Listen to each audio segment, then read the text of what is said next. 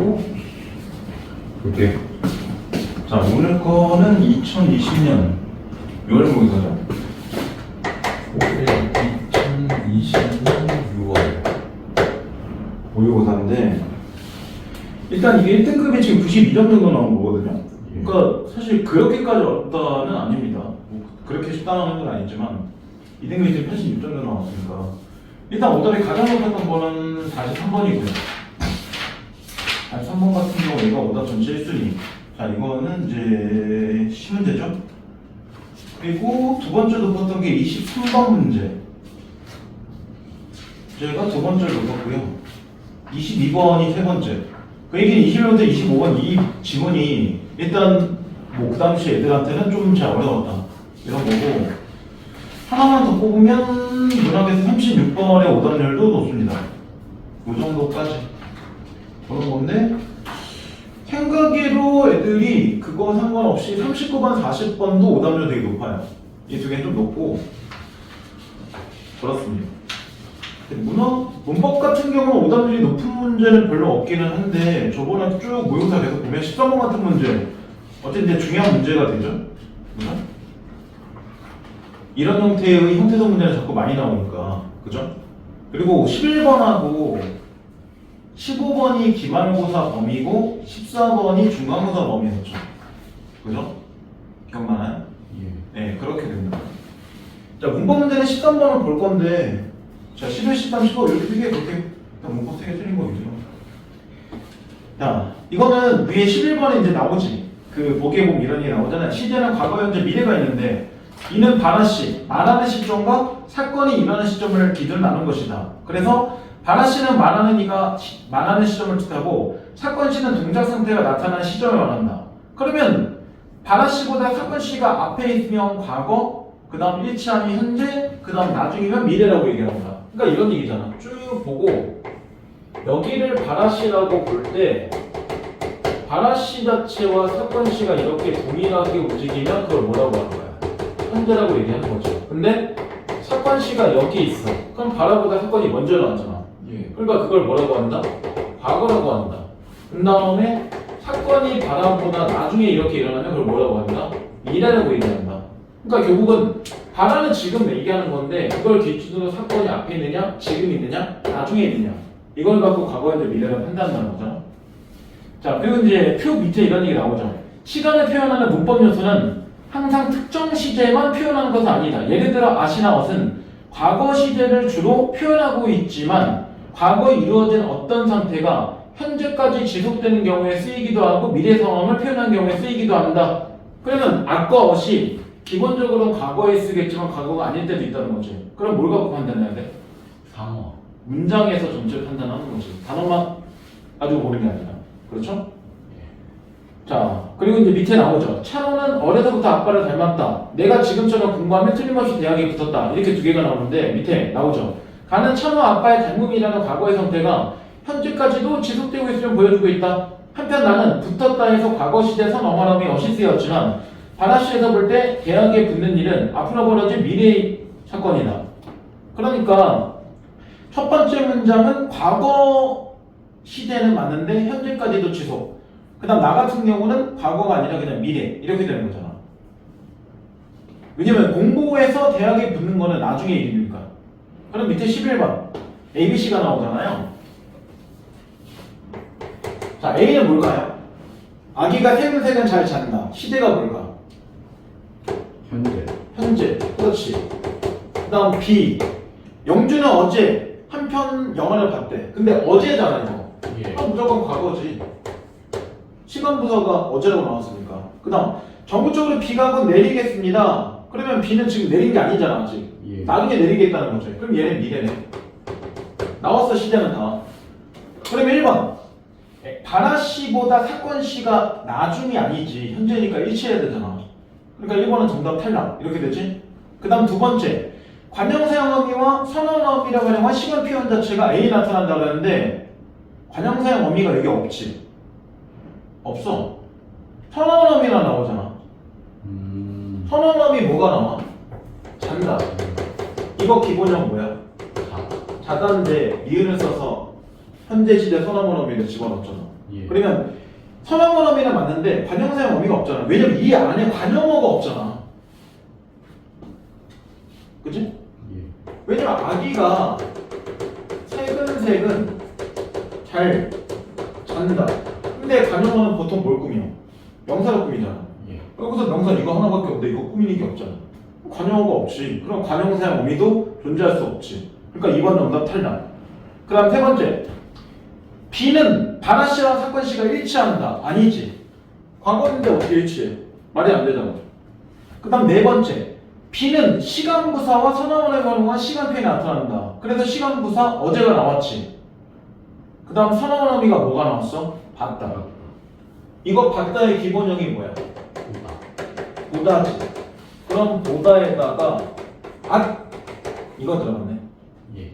그러니까 정답 4번 나오잖아. 그 다음 5번. C는 바나 씨보다 사건 씨가 나중에 일어난 거지. 미래니까. 예. 되게 쉽잖아 이 문제. 이런 거 맞춰야지. 그죠? 자, 그 다음 이제 13번.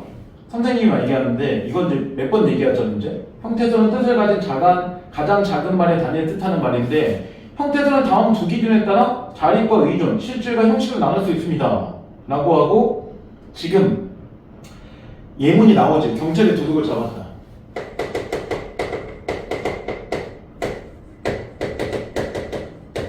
자, 이거 형태소에다 4개가.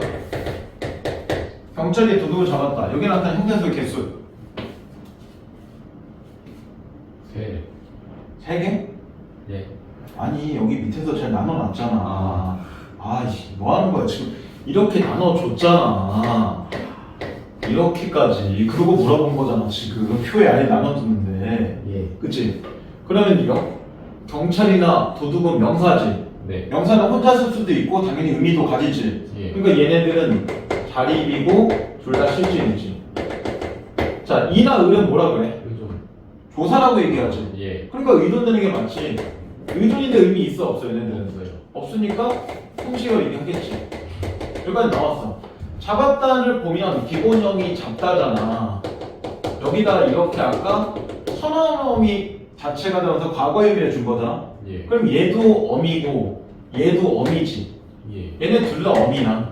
그럼 어미들은 혼자 쓸 수 있어 없어? 없어요. 없지. 반드시 어간이 필요하잖아. 네. 그럼 얘네들은 둘 다 의존이야. 근데 어미는 따로 의미가 없잖아. 그럼 둘 다 형식이지. 자, 그럼 이걸 뭐라 그래? 어간이라고 얘기하지. 예. 어미 앞에 있으니까. 어간의 의미를 가져 안 가져? 가져요. 가져. 왜냐면 잡다의 의미는 얘가 갖고 있는 거니까. 그럼 얘는 실질적 의미는 있지만 어미 없이 혼자 쓸 수 있어 없어? 없어요. 없지. 그러니까 얘가 뭐가 되는 거야? 의존. 이렇게 되는 거잖아. 그럼 답 다 나왔네. 그러면 기억이 볼 때 실질 의미가 있는가? 네. 그치? 예. 형차는 실질 의미를 가지지. 그 다음 을 홀로 쓸 수 있는가? 아니요. 나오지. 예. 그 다음 잡았다의 의미가 있는가? 네. 이렇게 되잖아. 예. 그럼 정답 2번 정확하게 나오네. 예. 이거 정답 몇 번 한 거야? 3번. 아, 3번이 아니지. 왜냐면 어간은 무조건 의미를 가지니까. 그래서 기억할 거. 어간하고 어미를 볼 때 이거는 뭐 한다? 항상 뭐야? 실질적인 의미 자체를 가지는 거지. 하지만 얘는 실적 의미 자체가 없는 거지. 하지만 둘 다 기본적으로 뭐다? 의존되는 건 같다. 기억을 해야지. 이거 중학교 때 배운 거잖아. 이거 문제가 쉬운 게 이미 이렇게까지 나눠주고 물어봤으니까 더 쉬워져. 이거 우리한테 이렇게 나누라고도 안 했잖아 심지어. 예. 문제 쉽지 이 정도면. 네. 대신 어간어미 정도 이제 구분할 수 있어야 되고 조사들 같은 경우 알아야지. 상대 연결되는 거니까. 자, 그다음 이제 15번. 자, 이것도 기말고사 범위긴 해. 자, 보기 학습 활동을 수행하는 경우가 적절한 거래. 다음 담화상에서 등장하는 기억력이 달라질 때 언어인들의 적합한 높임 표현을 해보자. 내가 철수에게 어제 영희가 경희에게 선물을 주는 것을 보았어. 자, 문제는 뭔가? 어제 기억 영희가 니은 경희에게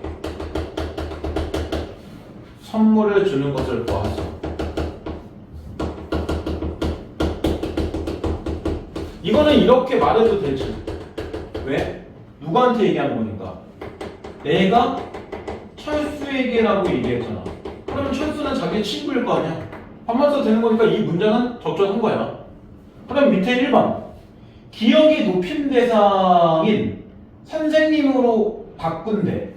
여기를 선생으로 바꾸는 거잖아. 선생님으로. 그치? 예.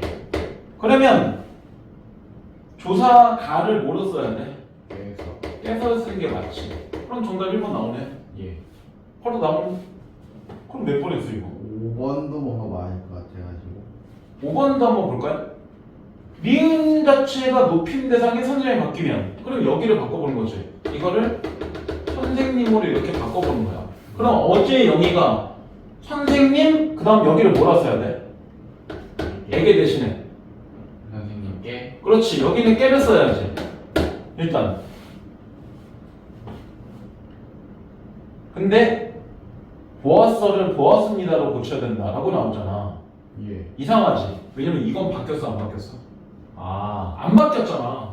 그러니까 내가 철수에게 얘기한 거니까 어제 영희가 선생님께 선물 주는 걸 보았어라고 얘기한 게 맞잖아. 왜냐면 철수한테 보았습니다라고 얘기하면 철수님이 돼야 되는 거지. 아니면 자기네 형이거나 그렇게 되는 거잖아. 그러니까 이거는 뒤에가 이상하지. 그래서 선생님 바꿔도 보았어를 보았습니다라고 바꿀 필요가 없어. 왜? 상대적 피임의 형태에서 철수는 어차피 뭐니까 나랑 동격이니까. 그러니까 정답 5번 안 되지. 예. 이 상황이 안 바뀌는데. 네?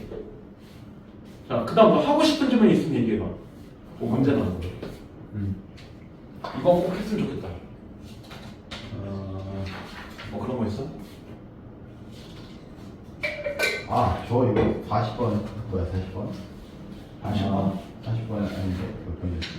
16, 17, 18, 어디 19번 하나도 안 쓴 거야? 뭐야 이거 다 틀렸어 내. 어디 찍었는데? 너 16부터 20번 다 찍은 거야? 아니야 그게 안 찍었어요. 근데 어떻게 4개나 찍어? 그래서?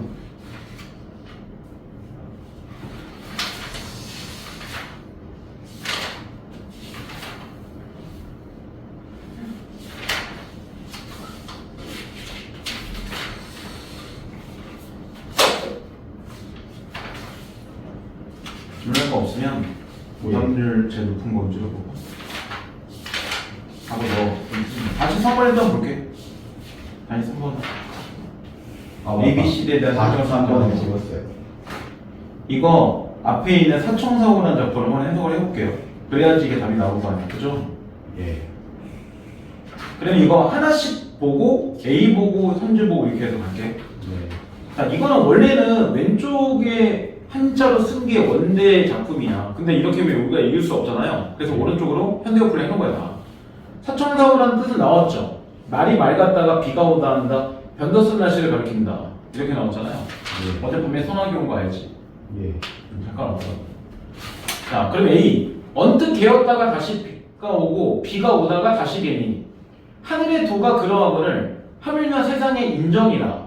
그러면 세상의 인정도 개었다가 비가 왔다가 변덕스럽다는 거잖아. 그러면 A를 통해서 우리가 알 수 있는 건 뭐냐면 세상 자체의 이런 인심도 변화 자체가 그만큼 심하다는 얘기잖아. 예. 그러면 1번 A는 자연상에 빗대어 세상 인정이나 화자의 부정적인 식으로 드러나고 있다. 맞네. 날씨가 변하는 것처럼 모두 변한다. 인심도 변한다. 이렇게 얘기했잖아. 그리고 인심이 변하는 게 좋은 일이야? 아니요. 안 좋은 일이잖아. 왜냐면 인심이 항상 똑같은 게 좋은 거지 좋았다 나빴다 이렇게 왔다 갔다 거리는 건 안 좋은 거잖아. 그러니까 1번은 정답 아니지. 그 다음 두 번째 B. 나를 기린다는 건 나를 뭐 긍정적으로 보다가 이런 얘기지. 문득 돌이켜 나를 헐뜯고 공명을 피하더니 스스로 공명을 구합니다. 누가? 사람들이. 그럼 사람들은 왔다 갔다 한다는 얘기잖아. 그럼 이번에 볼 때 백구를 사용해서 세상 인정에 대한 구체적인 사례를 들고 있다. 즉 공명을 추구하다 공명 추구하지 않아. 그럼 인정에 대한 구체적인 사례를 든 건 맞아. 근데 이거 대꾸법일까? 대구법이에요. 아, 너 대꾸도 몰라? 예. 좀 심하네. 대꾸법 처음 이거 정의 몰라? 유사한 문장 구조 나열하는 거 이런 게 기본 대꾸야. 예. 그럼 B를 봐봐. 나를 기리다가 문득 돌이켜 나를 헐뜯고 공명을 피하더니 도리어 스스로 공명을 구합니다. 그러면 이게 왜 대꾸가 될까?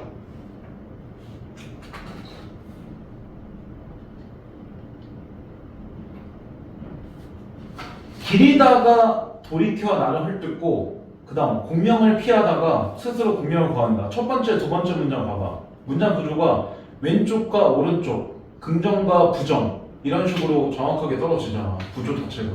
예. 그러니까 대꾸가 맞지. 아. 대꾸라는 게 문장 구조를 얘기한 거니까 문장 구조가 유사한 걸 얘기한 거니까 첫 번째, 두 번째부터 문장 구조가 되게 비슷하잖아. 예.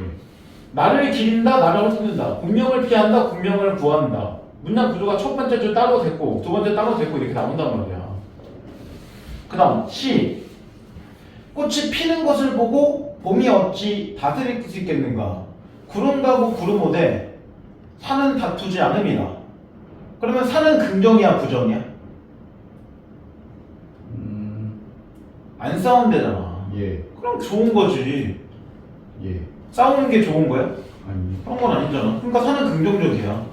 그럼 세 번째 3번을 봐봐. 시는 가변과 불변적 대상을 대조해서 화적 이들을 분명히 하고 있다. 그럼 가변적 대상은 뭐고 불변적 대상은 뭐야? 시에서. 안 변하는 애랑 변하는 애. 그렇지. 산은 항상 안 다투니까 변하지 않는 애들이지. 근데 꽃은 피고 진대. 바뀌어요. 바뀌지. 구름도 가고 온대. 바뀌지. 예. 그럼 바뀌는 것과 안 바뀌는 거 둘 다 놓은 거 맞네. 그러니까 C도 정답 아니지. 예. 그 다음 네 번째 D. 세상 사람에게 말하노니 반드시 기억해서 안아두라. 기쁨을 취하는 한들 어디에서 평생 즐거움을 얻을 것인가를. 그럼 맨 마지막에 뭐 한 거야? 사람들한테 뭔가 지침을 주는 거잖아. 교훈을 주거나 비판을 하는 거지. 예. 그러면 마지막 4번. 도치법을 활용해서 화자가 전달하고자 하는 말을 강조하고 있다. 표현법이네. 도치법은 뭔데? 어순 바꾸는 거. 어순 바꾸는 거. 첫 번째 줄 나오지. 세상 사람에게 말하노니 반드시 기억해서 알아두라. 기쁨을 취하려 한다 어디서 평생 즐거움 얻을 것인가를. 세상 사람에게 말하노니 기쁨을 취하려 한다 어디에서 평생 즐거움 얻을 것인가를 반드시 기억해서 알아두라. 원래 이렇게 되는 게 정상적 문장이잖아. 예. 바뀌었죠 어순이. 네. 그러니까 얘도 아니야 정답. 그럼 마지막 5번. A부터 D에서는 사람들을 청자 설정해서 묻고 답하고 있다. 근데 여기서 답하는 사람이 있어? 아니요. 없잖아. 그러니까 정답 5번이지. 음. 답을 하는 사람이 없잖아 아예. 그리고 누군가에게 말을 건네고도 있지 않잖아. 말을 안 건너는데 누가 답을 하겠어. 그러니까 아예 문답 자체가 없는 거지. 예. 문답이라는 게 묻고 답하는 건데 묻고 답하는 게 없으니까 정답 5번 이렇게 나오겠네. 오케이? 예. 그렇게 어려운 일 아니라니까. 너 제일 많이 이거 44, 45도 같이 봐봐. 자, 44. 보기를 참고해서 다리 이해하는 건 적절한 거래. 자, 설은 이 설이라는 건 뭐냐면 저거나 오전숲이라는 얘기야. 오전숲의 종류 중에 하나야. 그러니까 보통 설 나오면 교훈을 전달하는 거구나 또는 뭐 사실적인 글이구나 요 정도만 기억하면 돼. 설에 관한 그 수필에 관한 것처럼 한번 정리했으니까 그죠? 예. 자 그런데 다를 봐봐. 이거 제목 자체가 뭔지 모르겠잖아 지금. 이역설이라는 거 한자 읽을 수가 없잖아 우리. 예. 아니지 너만 읽는 거지. 예. 근데 제목 항상 내버렸어. 신경 쓰지 말라 그랬지. 뭐 제목 갖고 유추할 필요 없으니까.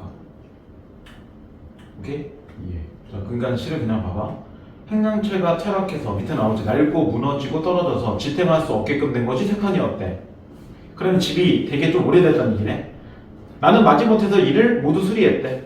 그런데 두 칸은 앞서 장마에 비가 샌 지 오래되었으나 나는 그것을 알면서도 망설이다가 손을 대지 못한 것이고 나머지 한 칸은 비를 한 번 맞고 샌 것이라 서둘러 기아를 갈았던 것이다. 이번에 수리하려고 본즉 비가 샌 지 오래된 것은 그 석갈의 춘형, 기둥들보가 모두 썩어서 못쓰게 되었던 까닭으로 수리비가 엄청나게 들었고 한 번밖에 비를 맞지 않았던 한 칸의 제목들은 완전하게 하여 다시 쓸 수 있었던 까닭으로 그 비용이 많이 들지 않았다. 자, 그럼 끊어봐.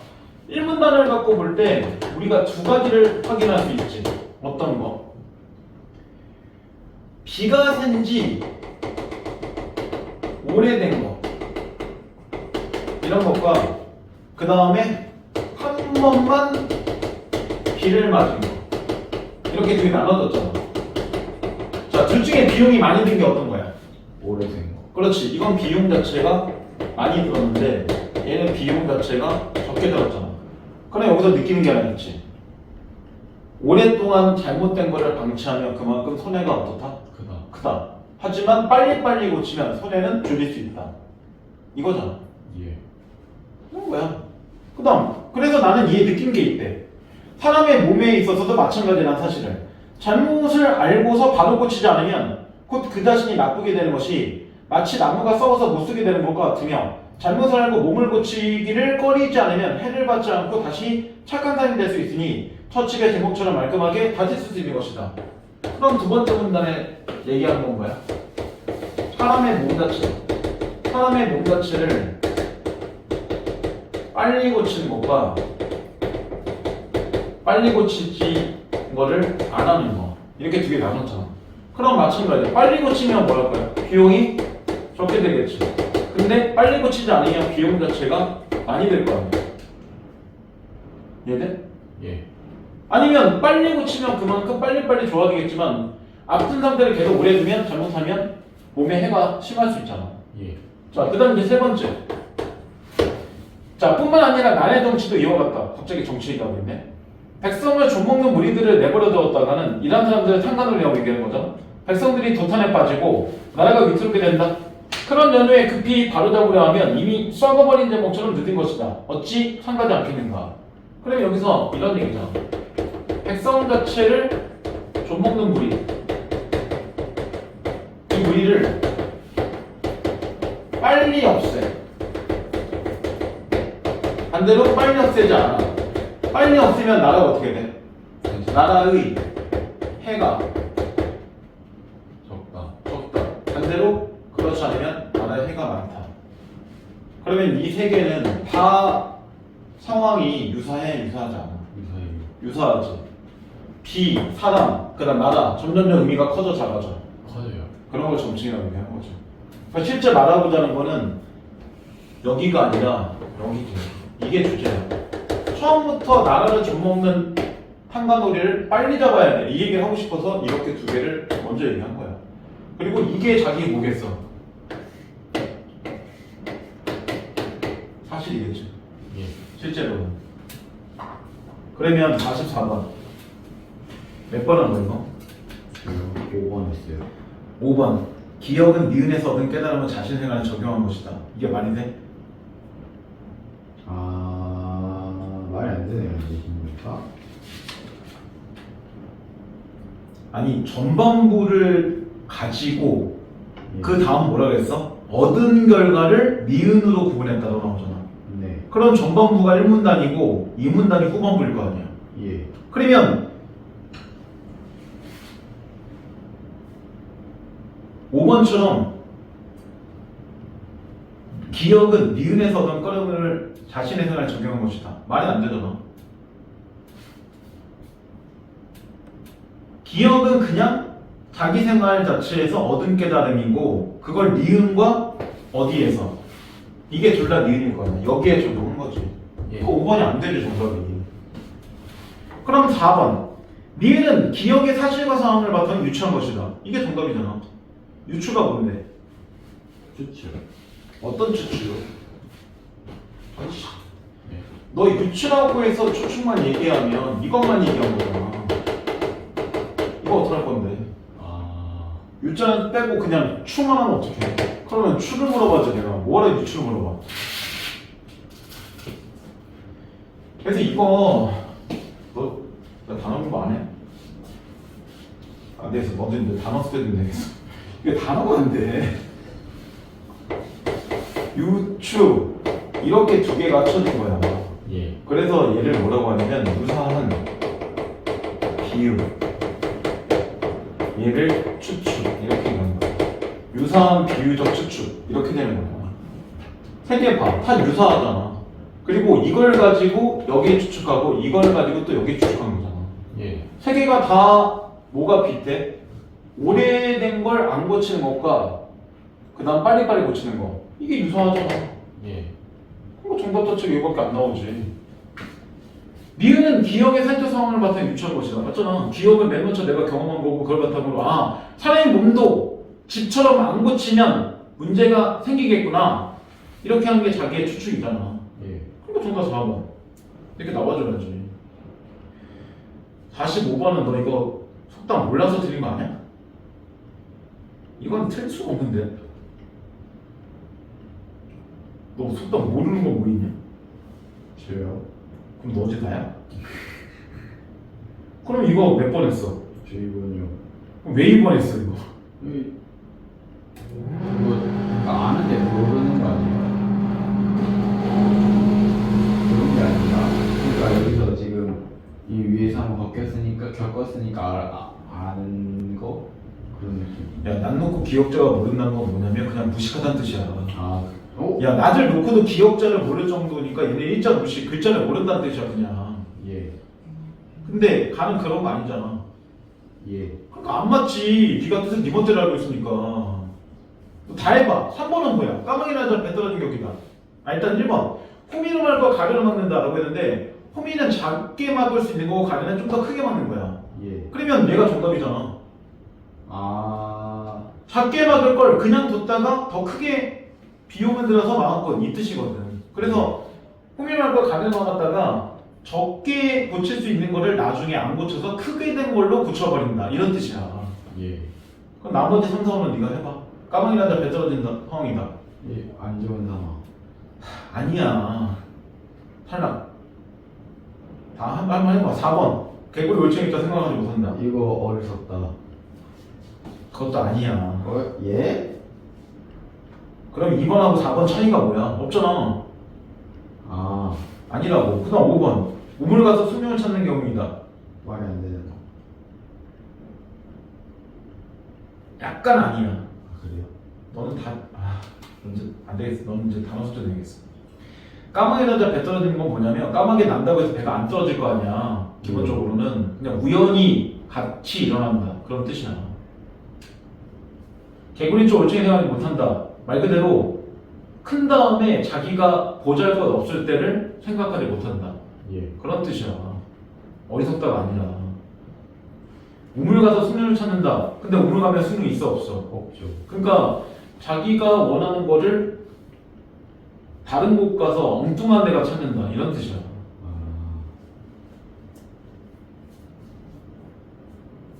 아. 야, 네가 시험에서 오답이 많은 이유를 알겠어. 네 멋대로 풀니까 그래. 단어를. 말 그대로 국수공식 1번 조리할 거 네 멋대로 그냥 공생조 이런 것 중에 그냥 아무거나 적용하면 다 답이겠지 해서 그냥 막 적용하는 거 뭐가 달라.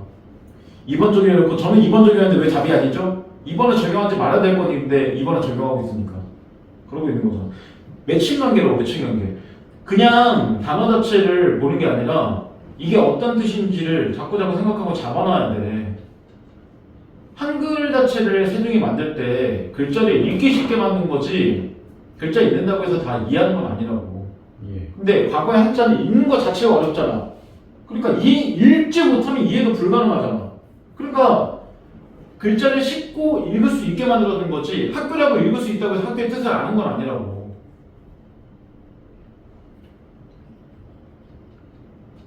신조하고 똑같잖아. 내가 니네한테 신조어 왜 몰라? 니네 신조어 자체를 내가 써본 적이 없으니까 모르는 거지. 반대로 니네가 우리 시대의 신조어를 모를 거 아니야. 왜? 안 배웠으니까.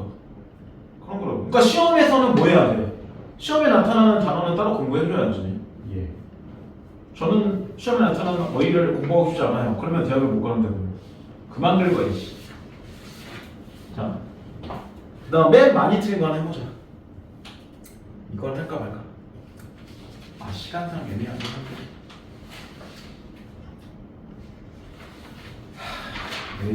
이것도 찍었을 것 같은데. 안 했습니다. 찍었는지 안 찍었는지 모르겠네. 일단 16도 20 여기를 볼게. 일단 이게 제일 많이 썼으니까 19번은 안 볼 거야. 이거는 뭐 다음 문제니까 설명 나왔으니까 안 봐도 되고 나머지 문제만 보자. 사실 16번은 맞아줘야 돼. 이거 되게 쉬워서. 나머지는 그렇다고 쳐도. 근데 일단 뭐 그럴 수도 있고. 자, 이건 질문을 한번 좀 읽어드릴게요. 자, 19세기 초의 지질학자들은 스테너와 스미스의 충성 원리를 적용해서 전 세계 지질학자 연구 성과를 조명받다 라고 나오죠 일단. 그죠? 여기 뭐 과학적인데. 자, 우리가 흔히 쓰는 중생대 쥐라기와 같은 대, 기 등을 나타내는 지질학적 시간 척도는 이때 확립되었고, 그러나 이러한 지질학적 시간 척도는 상대적인 척도로 한 지층이 다른 지층보다 오래되었는지 아닌지를 말해줄 수 있어도 실질적으로 얼마나 오래되었는지를 말해줄 수 없었다. 그럼 정확하다는 아닌 거잖아. 예. 그치? 그러니까 이제 이걸 정확하게 하는 방법을 뭔가 찾아보려고 했던 게 이 질문의 핵심이야. 자, 이후에 많은 사람들이 지층의 정확한 연대 측정을 시도한 끝에 1905년 러더포드가 방사성 동위원소를 이용해서 지층 연대의 측정에 성공했다. 그는 암석 내의 운항음의 측정해서 한 암석의 연대를 계산했는데 이것이 동위원소 연대 측정법의 시작이었다. 자연적 발생하는 방사성 동위원소를 사용해서 암석의 연대를 결정하는 연대 측정 방법들은 그 후에 수년간 더욱 개선되었으며 더 많은 방사성 동위원소들이 발견되고 방사성 붕괴 과정의 심층적 이해가 이루어졌다. 나왔지? 두 번째 문단에서 뭐가? 연대 측정이 됐어 안 됐어? 됐어요. 됐잖아 이제. 그치? 그래서 이 1905년에 이 러더포드라는 사람 자체가 뭐랬어? 이런 방사성 동위원소 이걸 이용한 거죠. 이거 자체를 이용해서 지층 자체의 연대 자체를 측정을 정확하게 한 거잖아. 그치? 예. 이때 이 방사선 동위원소가 가장 중요한 건 뭐야? 뭘 측정한 거야? 우라늄. 우라늄 양을 측정한 거지 나이를 어떻게 측정해? 이걸 측정해서 나이를 아는 거지 나이를 어떻게 측정해? 예. 정신 못 차려? 오케이? 그러니까 이 방사선 동위원소는 그 중에 우라늄 자체를 가지고 연대 측정을 한 거야. 자, 그런데 세 번째 문단. 지질학자들은 방사선 동위원소의 어떤 특성을 활용해서 암석의 연령을 측정했을까? 이 질문에 답을 얻기 위해서는 먼저 방사선 동위원소가 뭔지를 살펴볼 필요가 있다. 물질의 기본 단위인 원자 중심에는 양성자와 중성자로 이루어진 원자핵이 있다. 이 원자핵이 들어있는 양성자 수에 따라 물질이 이루는 기본적 성분인 원소의 종류가 결정되는데 탄소 원자핵에 있는 양성자의 수는 6개, 산소 원자핵에 있는 양성자 수는 8개. 같은 원소라고 하더라도 원자핵에 있는 중성자 수가 다른 것이 있는데 이를 동위원소로 얘기한다. 그래서 이렇게 얘기하지. 탄소의 경우는 탄소 12는 원자핵 양성자 6개, 중성자 6개가 있는 원자핵이며 탄소 14는 양성자 6개와 중성자 8개가 있는 동위원소입니다. 그럼 우리가 세 번째 문단 중에서 보면 이런 게 있는 거잖아. 여기서 제일 중요한 게 뭔데? 그럼 양성자하고 중성자라는 개념이 있어. 물론 양성자, 중성자의 상위 개념이 뭐야? 원자핵이지. 예. 원자핵이잖아. 그래서 지금 보면 탄소 자체의 원자핵에 있는 양성자 수는 몇 개? 6개 라고 나오고, 그 다음 산소 자체와 연결되는 양성자 수는 8개 이렇게 나와놓지. 그리고 탄소 14를 보면 좀 특이한 게 여기를 보면 양성자가 몇 개? 6개, 중성자 자체가 8개 이렇게 나왔잖아. 그러니까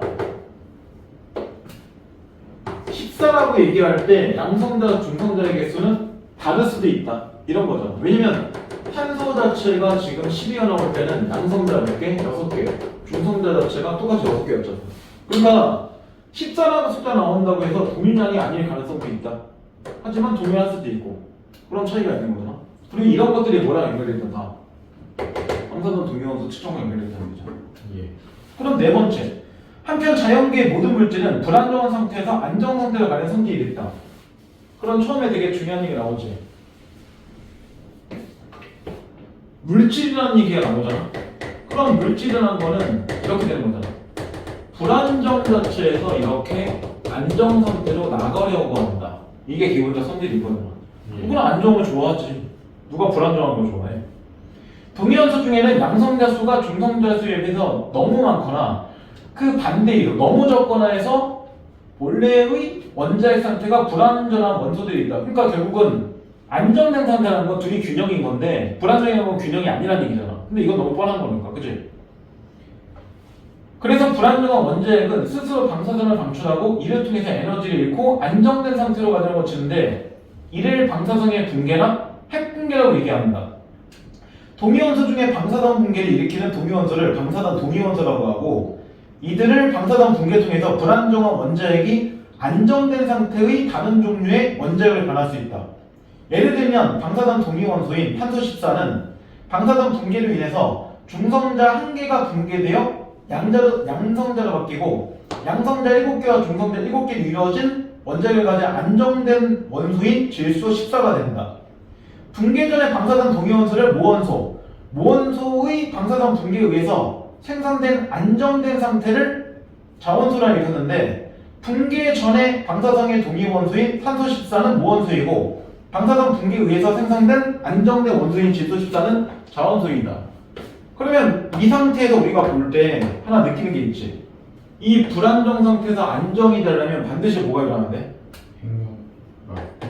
방사선에 붕괴가 일어나야지. 예. 그걸 다른 말로 또 뭐라 그래? 핵붕괴라고 얘기하는 거잖아. 이렇게 돼줘야지. 그래서 아까 얘기 나왔잖아. 탄소 14는 그러면 이거 안정이야 불안정이야? 불안정이 두 개가 안 맞으니까. 그러니까 이렇게 얘기하는 거잖아. 예가 들어서 탄소 14 같은 경우에는 저기 나온 대로 양성자가 6개고 중성자가 8개니까 이 상태를 지금 불안정이라고 본 거잖아. 그럼 얘는 안정된 상태로 가려고 하겠지. 예. 그래서 뭐로 바뀌는 거야? 질소 14로 바뀐다 그랬죠. 이럴 때는 뭐하고? 얘하고 얘의 개수가 똑같이 맞춰지는 거. 이건 불안정이고 이게 안정인 거잖아. 이렇게 보면 우리가 느끼는 게 있지. 안정이 되면 양성자와 중성자 수가 서로 똑같이 맞춰지는데 뭐가 바뀌어? 물질. 그렇지. 물질 자체가 바뀔 수 있다. 요 정도로 보는 거잖아. 그게 이제 네 번째 이야기지. 그래서 얘를 뭐라고 해? 다른 말로 모원수라고 얘기하고 이렇게 바뀐 거를 자원수라고 얘기한다. 라고 얘기하는 거죠. 자, 그 다음 이제 5문단. 방사선 동위원소는 일정 시간이 지나면 모원수의 개수가 원래 개수에서 절반은 줄어든 특성이 있다. 그래서 모원수의 개수가 원래 개수의 절반 줄어드는 데 걸린 시간을 반감기라고 얘기하고 이때 줄어든 모원수의 개수만큼 자원수의 개수가 늘어난대. 그러면 이런 얘기네. 다섯 번째 문단을 볼 때 예를 들어서 모원수 자체가 이렇게 줄어들어. 그럼 자원수는 반드시 뭐해? 증가된다고 하지. 예. 그러면 얘가 하나 줄면 얘는 뭐가 돼? 하나 늘어나는 거잖아. 그러면 0의 상태니까 이걸 다른 말로 뭐라 그래? 균형 상태를 얘기할 거 아니야. 예. 이해돼? 여기도 마찬가지잖아. 늘어나고 줄어들었잖아. 예. 이런 식의 관계가 되는 거라고. 자, 첫 번째 반감기는 모원수 개수 처음에 반을 줄고 두 번째에서는 남은 모원수 개수가 또 반을 줄어. 처음에 4분의 1. 세 번째는 또 남은 모원수 개수가 반을 줄어 8분의 1과 같이 줄어든다. 그래서 첫 번째는 2분의 1이겠지. 두 번째는 4분의 1이겠지. 세 번째는 8분의 1이 돼. 뭐 반감기를 볼 때. 점점 더 줄어드는 거잖아. 그래서 모원수와 자원수의 개수의 비율이 첫 번째 반감기에는 1대1로 같아진다. 두 번째 반감기는 1대3으로 되고 세 번째는 1대7로 된다. 왜냐면 점점 줄어든 만큼 이게 늘어난 게 있으니까.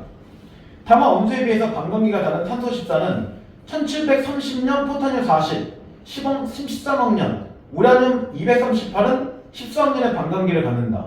방사선 동위원소의 반감기는 모원소와 자원소의 비율을 알고 그 결과와 방사선 동위원소의 반감기를 이용하면 암석이 만들어진 연대를 추정할 수 있다. 예를 들어 어떤 암석이 생성될 때 포탄륨 40을 함유하고 있고 이 원소가 외부 유비나 유칠, 암석의 반성작용 등의 다른 요인에 의한 변화가 없다고 할 때 이 암석의 방사선 동위원소의 측정 결과 모원소와 자원소의 비율이 1대3이라면 반감기를 두 번 거쳤기 때문에 26억 년 전에 생성되었다고 볼 수 있다. 그래서 여기서 보면 나오잖아. 비율 자체가 첫 번째는 뭐야? 1대1이지. 두 번째는 얼마? 1대3. 세 번째는 1대7. 이렇게 되는 거잖아. 예. 그러면 16번 정답 1번밖에 나올 게 없지. 방사선 동위 원소의 개념 자체를 예시를 통해 설명하고 있다. 이거밖에 나올 게 없잖아. 예. 왜? 동위 원소의 개념은 어디 나왔어? 앞에. 앞에 어디? 두 번째 문단에 안 나왔어. 두 번째가 아닌가요? 두 번째 문단에는 방사선 동위 원소 특징에서 연대 측정에 성공했다고 하는데 여기 개념이 어디 있어? 세 번째? 세 번째 개념이 어디 있어? 이거 아니에요? 저기요. 예. 기억에 나왔잖아. 기억에. 동위원소 중에 방사선 붕괴를 일으키는 동위원소를 방사선 동위원소라고 한다. 이게 정의잖아. 예. 개념이 정의인데 너 세 번째 문단에서 정의가 어디 있어? 이씨. 양성자, 중성자, 원자의 기본적 정의 낸 게 아니라 이거 종류만 얘기하고 끝났는데. 예. 그리고 방사선 동위원소의 개념 정확하게 그 기억에 있는 거잖아. 예. 얘는 어디 있어? 위에. 밑에 있잖아. 어? 아, 예. 물론 위에도 있지. 근데 바로 밑에 보이잖아. 그러니까 동위원소의 개념에 대한 얘는 개념을 하고 그 다음에 얘가 나와야지. 왜 위에서 찾아? 예. 너 선지 안 읽어? 지금 뭐라 나왔어? 방사선 동위 원소 자체의 개념을 그런 개념이 나와주지. 네. 얘를 통해 설명했다. 그럼 얘는 개념 앞에 나오고 있어? 뒤에 나오고 있어? 뒤에요. 뒤에 나오니까 기억 밑에서 찾아야지. 씨. 그치? 예. 그래서 기억에서 두 줄 내려고 나오잖아. 예를 들면이라고. 예. 몇 번 했어 이거? 이번 했습니다. 너 이번 찾을 수나 있어? 원자에게 구성물질의 세부적 묘사 중에 설명하고 있다. 이게 어디 있어? 원자에게 구성물질은 나오긴 했지. 뭐하고 뭐로? 산소 14. 아니 이게 원자 핵이잖아. 아, 예. 아니 뭐하는 거야 지금? 이거 두 개를 가지고 원자 핵이라고 얘기하잖아. 근데 양성자, 중성자 어떻게 생겼는지 얘기했어 안 했어? 아, 안 했어요. 그러니까 묘사가 없잖아. 아, 묘사의 뜻이 뭔데? 모양을 했어요. 자세하게 설명하는 거. 예. 그러면 이거 묘사 아니야. 아, 동엽이는 얼굴이 있다. 이거 묘사 아니라고. 예. 얼굴이 어떻게 생겼는지, 눈, 코, 입이 어떻게 붙어 있는지, 뭐 그걸 설명하는 거라고. 산이 있다. 이건 묘사가 아니야. 예. 그 산 자체가 어떻게 생겼는지를 자세하게 설명하는 거. 이번도 숙제. 예. 1일 워크북 문제 풀면서 모르는 단어 10개 찾아서 단어 정리해와. 예. 넌 추가 숙제 안 되겠어. 도저한테 막 단어 니한테 알고 있어. 단어 공부 해야 되거든. 시험 때 큰일 날 것 같아 지금. 자, 그 다음 17번은 몇 번이죠? 7번이요? 7번. 17번. 7번에 4번이요. 자, 19세기 초 지질학자들은 지층이 형성된 연도를 정확하게 알 수 없었다. 첫 번째 문단 나오지. 뭐야? 대놓고. 그치? 19세기 초 지질학자들은 정확하게 어떻게 된지 알 수 없으니까 1905년 20세기 초에 이제 그 연대 파악이 된 거잖아. 예. 4번 너무 정확하네. 근데 3번을 봐봐. 반감기 얘기는 어디 나왔어? 전체 중에. 반감기 얘기는. 맨 처음에. 거짓말하지 말고. 여기 없네. 반감기 어디 있어 지금? 마지막 문단이었잖아. 예. 5문단이었잖아. 그치? 예. 근데 반감기 얘기 나올 때 온도압력에 영향받는다는 게 어디 있어?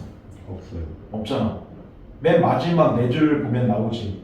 예. 암석의 변성작용 등 다른 요인에 의한 변화가 없다고 할 때 없는 거잖아. 예. 그러니까 3번처럼 온도 압력에 영향을 받는다? 땡! 받지 않는다고 해야지. 이해돼? 예. 그러니까 비문학 볼 때 뭐 해야 되냐면 지금 이렇게 쭉 적은 거 있잖아. 핵심적 단어들 하나하나가 넘어가야 돼. 그래야지 너같이 그렇게 안 헤매니까. 반감기 1문답부터 있나 쭉 이게 아니라고. 예. 그래서 매번 얘기하잖아. 정규 시간에 핵심 키워드 찾아야 된다고. 안 그러면 이 17번 같은 문제 했을 때 1번 나오면 또 1문답부터 다, 2번 나오면 또 1번 더 다, 3번 또 1번, 1문답부터 다 이렇게 찾을 수는 있지. 근데 그렇게 되면 이 문제 하나만 가지고 5분 이상 걸릴 텐데? 그럼 문제 어떻게 끝까지 풀어? 예. 그치? 그러니까 그런 멍청한 짓 안 해야 되니까 키워드 찾으라는 얘기 하는 거야 자꾸. 예. 물론 그게 쉽진 않지만. 그 다음 18번. 18번은 동위원소 가가 붕괴된 거래. 붕괴되는 이유는 얘가 안정이기 때문에 붕괴되는 거야? 불안정하기 때문에 붕괴되는 거야? 불안정. 그렇지. 아까 방사선 붕괴 자체는 불안정에서 안정으로 가는 거니까 지금 18번 볼 때 얘가 붕괴되는 건 안정된 상태로 가기 위해서 그런 거야. 시간에 따른 모원소와 자원소의 함량을 나타낸 거래. 분명히 모원소는 줄어들어야 되고 자원소는 늘어나야 된다 그랬지. 예. 아까. 그러면 잘 생각해. 표가 그렇게 안 복잡해. 이렇게 지금 이렇게 하고 지금 여기서 뭐라고 돼 있어? 2라고 돼 있지. 그리고 여기가 원소 자체의 뭐라고 돼 있어? 함량이라고 돼 있어. 그리고 이쪽 자체가 시간이지. 그러면 이 내려가는 A는 모원소야 자원소야? 조원수요. 모원소지. 그리고 얘는 늘어나고 있는 거니까 얘가 자원소지. 예. 얘네? 이거 그대로 그런 거잖아. 둘이 만나는 시간이 언제야? 2학년이잖아. 여기까지. 그러니까 이건 찾아야 돼. 예. 그러면 밑에 나오지. 암석 S가 생성될 때 방사선 동위원소 가를 함유하고 있고 가는 내부 유치나 유입, 암석의 변성작용인데 다른 요인이 없대. 그러면 온도, 압력에 영향이 있어 없어? 없어요. 없어. 아까 얘기한 것처럼. 근데 암석의 방사선 동위원소 가를 측정한 결과 마지막 나오지. 이런 모원소와 자원소 자체의 비율이 1대 3이야. 예. 1대 3은 반감기 몇 번째야? 두 번째. 두 번째지. 아까 여기 나왔잖아. 이 상태지. 예. 그런 거야. 그러면 이 형녀는 반감기 자체가 몇 번인가? 두 번이. 저기요. 예. 지금 2학년인데 둘이 만났잖아. 예. 그럼 서로의 비율이 같아 달라? 아, 같아요. 같잖아. 같다고 얘기해 준 거잖아. 너 내 말 무시할 거지 자꾸. 여기 50이잖아. 그치? 예. 그러니까 여기 2는 1대 1인 거잖아. 예. 그리고 여기는 반감기 몇 번이야? 첫 번째요. 그렇지. 이렇게 하는 거야. 이게 첫 번째고 여기는 반감기 자체가 두 번째인 거야. 예. 오케이? 그러면 1번 B는 자원사와 관련이 있다. 맞지? 예. 그 다음 2번 암석 S의 생성 시기는 4억 년 전이다. 왜? 4억 년 전이야?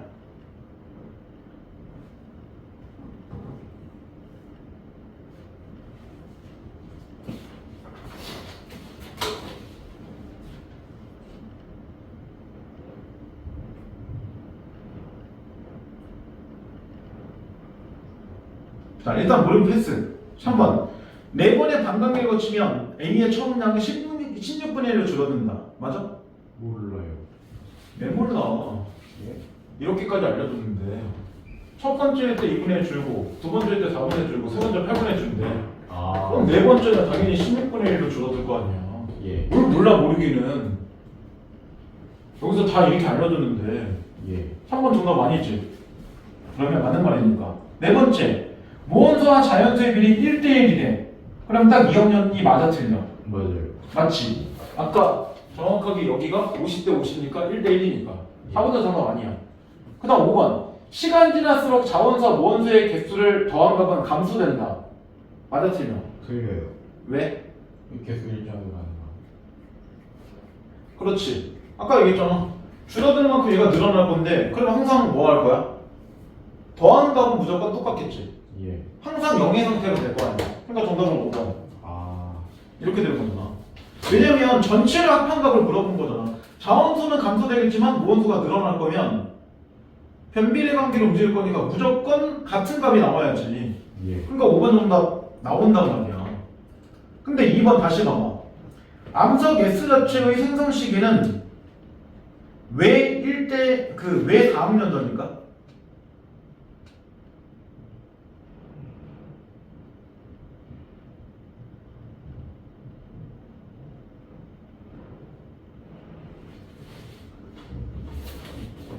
여기잖아.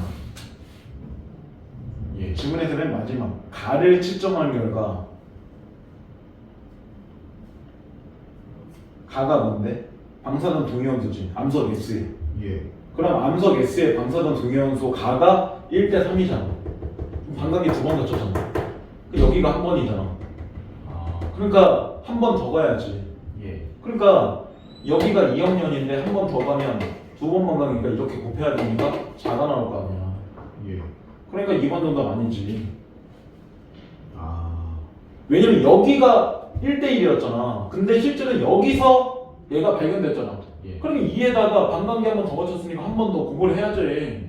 그리고 4학년 되는 게 맞잖아. 예.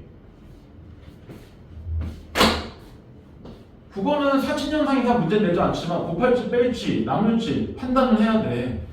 예. 야 아까처럼 이 얘기야. 이거밖에 안 나오는데 제가 이걸 어떻게 알아요? 이 정도 추론을 해야지. 예. 점점점 줄어들면 그 다음 몇 번이야? 16 더하면 32분의 1 나와야지 5번쯤이야. 예. 그 다음은 64번째 그 정도 나와야지. 오케이? 예. 자 20번. 자 보기를 봐봐. 탄소 14는 일정 비율로 계속 분기되고 있지만 대기와 우주선의 충돌에 의해서 계속 공급된다. 연구에 의하면 지구 대기에서 탄소 14의 생성 비율이 탄소 14의 방사선 분기 비율과 같으며 대기 중에 존재하는 탄소 12와 탄소 14의 구성 비율은 대체로 일정하다고 가정한다. 식물들은 대기 중에 이산탄소와 물을 흡수해서 광합성하기 때문에 모든 식물들은 약간의 방사선 탄소를 갖고 있다. 그럼 광합성하는 것 자체가 방사선 탄소가 있다는 얘기네. 예. 식물 내의 탄소 12와 탄소 14의 비율은 대기 중에 탄소 12와 탄소 14의 구성 비율과 일치한다. 그럼 식물 내나 대기 중이나 같다는 얘기네. 아울러 그 식물들의 몸을 흡수해서 탄소를 공급받는 동물과 그 동물이 먹는 동물도 같은 비율이 유지된다. 왜? 그대로 흡수하는 거니까. 그러면 식물을 먹는 애도 그 식물을 먹는 동물을 먹는 애도 비율은 다 똑같겠네. 이런 얘기야.